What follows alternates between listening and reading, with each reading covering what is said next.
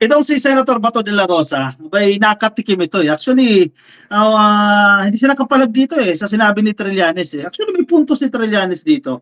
Noon, irrelevant si Trillanes eh.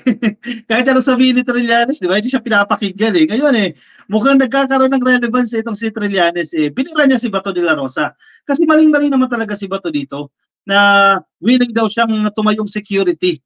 Kung security guard, no, para kay Kibuloy. Kasi senador ka, di ba? Unang-una, sumasahod ka mula sa pera ng taong bayan. Yet, you will protect a suspect na private citizen na si Kibuloy, na kaibigan mo. Di ba? Sobrang unfair yan. Maling-mali yan. Eh, dyan, nabira siya ni Trillanes. At wala pang sagot dito si ano eh. Wala pang sagot dito si Bato. Pero binash din si Bato dito eh. Kasi sir, ano naisip mo, di ba? Senador ka, tama yung punto dito ni ano eh, ni Trillanes eh, dapat ang pinoprotektahan mo yung mga api, yung hindi mayayaman, di ba? Pero pinoprotektahan mo billionaire, multi-billionaire, di ba? Influential, tapos yan ang poprotektahan mo, di ba? Paano yung paggalang sa inyan? Yan, nabira siya dyan ni Trillanes. Trillanes slams Bato over Kibuloy protection. Luin mo, poprotektahan mo ha, ang influential na tao. Itong mga alagad ni Duterte talagang wala sa ayos, sabi ni Trillanes. Nasa balita ito ka-coffee ha, ng politico.com. Wala pa siyang sagot dyan eh. Naghahanap ako ng sagot dyan eh, pero I don't think sasagot pa itong si Bato. Former Senator Antonio Trillanes is calling out Senator De La Rosa's move to provide security for alleged sex offender Apollo Kibuloy dyan po sa pagdinig ng Senado. According to Trillanes, senators are elected to be protectors of the weak and the powerless and be the voice of the voiceless. Ang gandang statement na ito. Punto. Correct dito si Trillanes. Senador ka and you should be the protector of the weak, ng mahihina. Protektahan mo ang mga mahihina. Protektahan mo ang mga vulnerable, ang mga walang kapangyarihan, at maging boses ka sa mga walang boses. Diba? Ganda lang statement na ito ni Trillanes. Protectors of the weak and powerless and be the voice of the voiceless. And then, multi-billionaire, poprotektahan mo dahil kaibigan mo. Diba? Maling-mali ito. Itong naging move, naging pagkilos dito ni Bato de la Rosa. Yan, nakatikim tuloy siya kay Trillanes. Former Senator Trillanes has thrown a major shade at Senator De La Rosa over his controversial move to safeguard alleged sex offender na si Kibuloy. Trillanes blasted De La Rosa's move to shield Kibuloy, reminding about the role of senators as defenders of powerless and voiceless.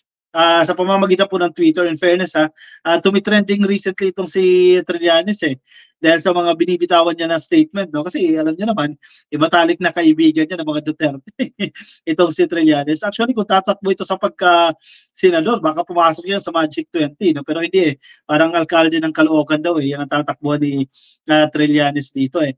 De La Rosa, former police chief, offered to safeguard Kibuloy, who faces a Senate arrest warrant for skipping a hearing on allegations of child abuse and trafficking. De La Rosa said he could be a one-man security team. O, mag-isa lang siya. One-man security team. Ang lakas ni Bato dito. Ilang baril kaya lagay dyan? Paano niya mapoprotektahan si Kibuloy na mag-isa siya? Di ba? 10 caliber ng baril ang ilalagay dyan para maprotektahan niya itong si Kibuloy.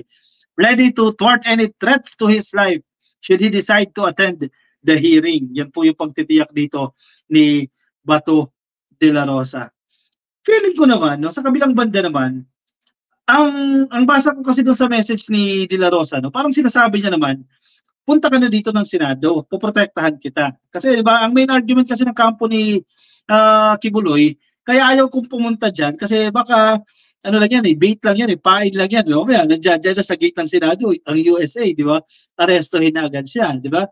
Eh meron daw banta sa buhay niya. So, yun ang worries ni Kibuloy, yung kanyang buhay, di ba? So, ayaw niyang lumabas ng lungga niya, which is yung Davao, di ba? Kasi baka nga naman traitorous siya, di ba? Pero ang sinasabi dito ni Bato de la Rosa, kabasa ko doon sa statement niya, huwag ka mag-alala, dito ako mag-isa. Protektahan kita. Di ba? Pero kung ano po protektahan mag-isa ka, do, common sense naman yan, na hindi na kaya mag-isa, di ba? Siyempre, siguro siya yung mag-lead, no? In a way, yun ang basa ko dito sa sinasabi ni De La Rosa. Huwag kang matakot, andito ako. Kaibigan eh, di ba? Pero maling-mali yun na maging vocal ka pa, di ba? Pwede mo naman gawin yan secretly. Pero yung sasabihin mo pa sa media, di ba? tataas talaga ang kilid ng taong bayan dyan. Sir, senador ka, di ba? Hindi yan ang tungkulin mo, maging protector ng private citizen, ng alleged sex offender. Di ba? Hindi ganoon. Hindi yan ang mandato mo. Pinapasahod ka ng taong bayan to create laws, di ba? To conduct investigations.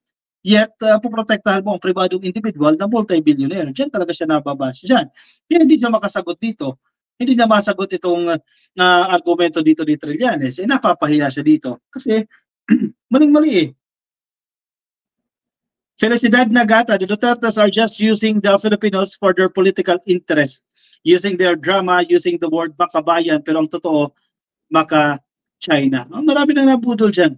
Damage has been done, Sarah, tuta ng China, lalo si Harry Mouse. Yan, Rocky, no doubt talaga ka coffee.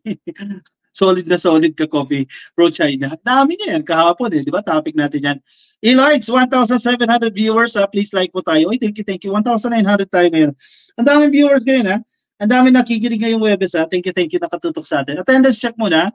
Click lang po ng like ka coffee. Yan, like lang po dyan sa baba para makapag-attendance na kayo dyan. Hoy, bato, appointed Santanas talaga. Sabi ni Gloria Presas. Kay Mayor de la Cruz, nagpapabago lang yan si Sara. Di uubra. Di uubra yung liwasan doon sa Malacanang rally nila. Kaya inuuto na naman niya mga PBBM supporters. Possible, di ba? Kasi hindi sila makalasot eh. She should be or else her soul may end up to hell. Ayan. Kailangan mag-cambio. Cambio ka coffee, no? Siguro may advisor na nakatunog na mali itong ginagawa na pagsuporta dito kay Kibuloy. Nasabihan siya dyan. Kaya nagkakaroon ng turn around. Ika nga. Yan kwento mo. Wala katotohanan, sabi ni Paul Anderson na basta. Yan, nakatutok sa atin. Yan, welcome ka dito, sir. Yan, makinig ka lang para malay mo, makapulot ka, di ba? Ma-enlightened ka rin. Janice Santi, nagkamali talaga tayo sa pagboto kay Bato. Hindi pa talaga pwede maging senador.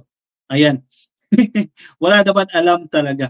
Mamaya pag-usapan natin si Bato kasi yung investigasyon lang dyan sa Senado Kasi parang naaamoy ni Senator Tulfo na teka, parang pinapaboran ata ni Bato itong mga iniimbestigahan ng mga pulis na nagsisinungaling dyan sa Senado. Walk out si Tulfo. Nag-sorry naman itong si Bato. Maya pag-usapan natin yan. Roberto Sibug, mabuhay ka BBM dalangin ko sa Diyos ang mahaba mo pang buhay. Hindi ka namin pababayaan, mahal ka ng bayan. Oy, correct, thank you. Roberto Sibug Actually, marami nagmamahal kay PBBM. Sabi nila maraming nawalang loyalista. Di ba? Yan ang argumento nila Marami daw ang kumalas sa administrasyon. Hindi naman totoo. Kasi survey pa lang ganun pa rin Ganun pa rin pala kasi PBBM At tingnan mo, mga private organizations na pumupuna dito sa magandang accomplishment ng administrasyon, di ba? Ang World Economic Forum, ang Google, di ba? May positive remarks na rin sila.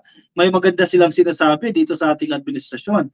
And then sasabihin niyo, parang ang daming kumakalas ka administrasyon. Fake news yan, ka-coffee. Marami nagmamahal sa administrasyon na ito. Di ba? Ang ganda ng natin, ang ganda ng momentum natin. Sabi ng World Economic Forum, kung magtutuloy-tuloy itong mga reforma na ginagawa sa ekonomiya natin, posibleng umabot ng 2 trillion US dollars yung value ng ekonomiya natin. Ngayon, 400 billion lang tayo. Diba? In the next decade, aabot tayo ng 2 trillion. Kaya maraming mga investors nakatingin sila sa Pilipinas ngayon.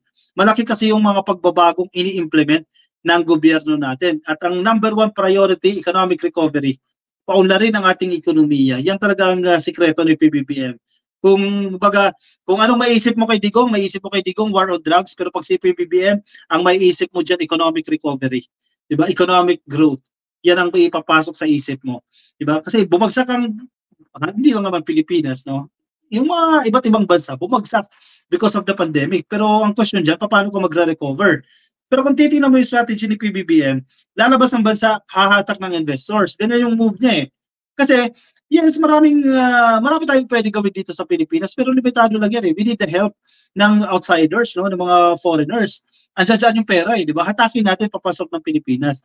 Kasi supposedly, matagal nang nandito sa Pilipinas yung mga pera na yan Yung mga investment na yan. Ang problema, dahil sa mga batas natin, mga medyo mahigpit tayo, no? Medyo mahaba ang proseso ng pagkuha ng mga business permits, naiinis itong mga investors, lipat na lang sila doon sa mga kalapit nating bansa, di ba, sa Southeast Asia. So sayang yung investment na supposedly makukuha natin na pupunta tuloy sa ibang bansa. Oreo Ortega, hello ka-coffee from Batangas. I love PBBM, matalino, mabait, humble, at madiskarte. Correct. Sabi nila hindi nag-iisip. Weak leader daw. Pero bakit ganyan? Weak pero ang ganda ng accomplishment. Hoy, matagal nang ginawa ng mga pangulo yan. Wala namang nangyayari sa ating bansa. GOG. Anong ibig sabihin mo dito? Baka may comment itong si Ray Teherero. No? Hindi natin nabasa yung kanyang comment.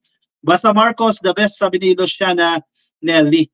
Mel, si Digong kasi noon, inaaway ang mga leader ng ibang bansa. Di ba?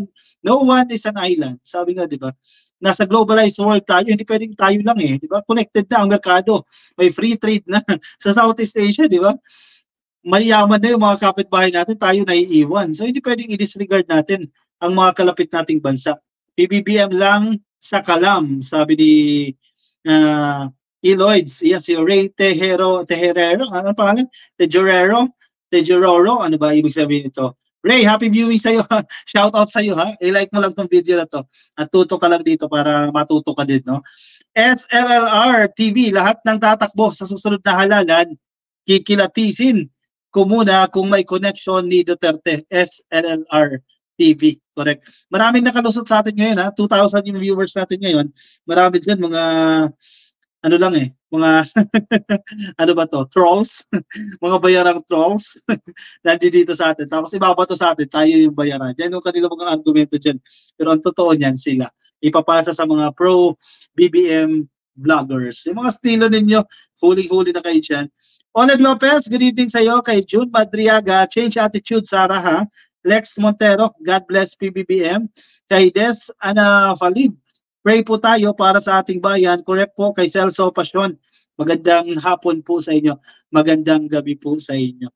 Kay Ruth LG, nakikinig din po sa atin. Kay Otaku Rabi, hello po sa inyo. Lahat ng maka Duterte at maka Kibuloy at maka China, huwag iboto sa 2025 at 2028. O yan, magiging konsiderasyon yan talaga ka-coffee. Pagsapit po ng 2025 at 2028. Huwag iboto yung mga yan, baka ibenta tayo ng mga yan. Ka-coffee, gumising ka na, GAGO. Gising na gising tayo. Lagi tayo nagkakape, gising na gising. Ikaw dapat ang gumising dito. Ray.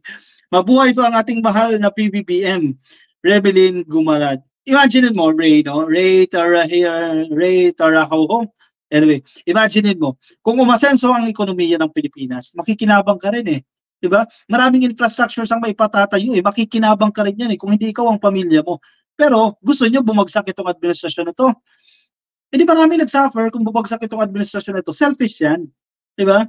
Doon tayo sa maraming makikinabang, hindi yung kayo-kayo lang. Ano gusto nyo mangyari? Binoto si PBBM ng 31 million Filipinos eh. Ano gusto nyo gawin? Let Sara lead. Let Sara lead. Tumakbo ba siya sa pagka-presidente? Sana, noon nyo pa pinag-usapan niya, di ba? Pinatakbo nyo sa pagka-presidente. Kung nanalo siya, hindi siya mag-lead. Pero hindi yan yung sitwasyon eh. Demokrasya nga tayo, di ba? Yan ang gusto nyo, demokrasya, di ba? Nagagalit kayo kapag sinisilang demokrasya. Ayun, demokrasya.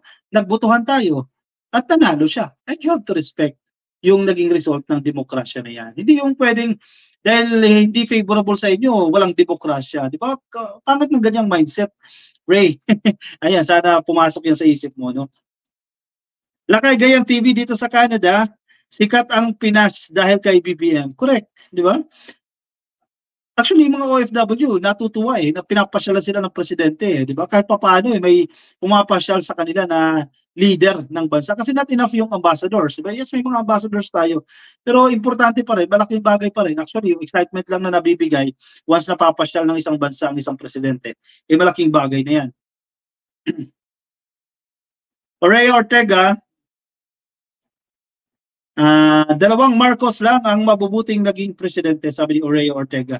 Kung hindi lang naputol yung unang Marcos baka sinyaman tayo ng Singapore ngayon eh. Kaso wala eh. Pero wala tayong magagawa doon, nangyari na yan. Mauwi na lang tayo ngayon.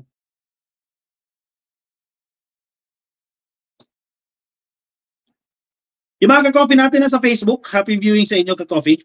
Yan, Noto Pro China daw, sabi ni Earl Pino. Nasa Facebook po kayo, click lang po yung follow, click lang po yung like. Miyu, happy viewing sa iyo, nakatutok sa atin ngayon. Nasa YouTube, click lang po yung subscribe at attendance check po tayo. Check nyo lang po yung like nandiyan dyan sa baba.